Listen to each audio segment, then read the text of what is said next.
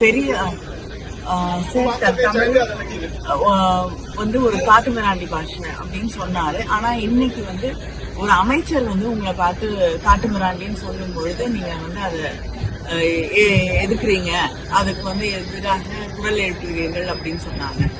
ஒரு தந்தை தன் மகனை பார்த்து ஒரு அக்கறையோடு ஆதங்கத்தோடு நீ இன்னும் நல்லா வரணும், சிறப்பாக செயல்பட வேண்டும் என்பதற்காக கோபத்திலே நீ உருப்பிட மாட்டேன்னு சொல்றதுக்கும், அடுத்த தெருவுல ஊர் பேர் தெரியாத ஒருவர் தன் அதே வீட்டு குழந்தையை பார்த்து தரக்குறைவாக பேசுவதற்கும் வித்தியாசம்.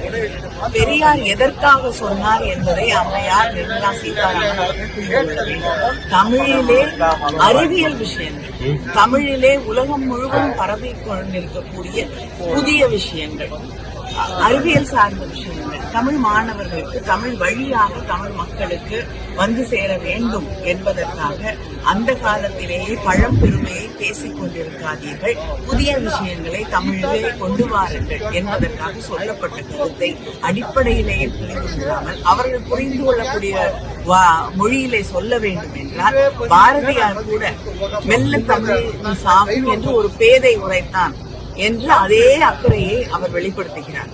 அதற்கெல்லாம் கோபப்படாத அம்மையார் நிர்மலா சீதாராமன் போன்றவர்கள் பெரியார் சொல்வதை மட்டுமே திரும்ப திரும்ப திரும்ப பிஜேபி எடுத்து சொல்லிக் கொண்டிருக்கிறது. பெரியார் சொன்னது அக்கறையோடு, எங்களை அவமானப்படுத்துவதற்கோ அசிங்கப்படுத்துவதற்கோ இல்லை. பெரியார் எங்கள் தந்தை பெரியார்.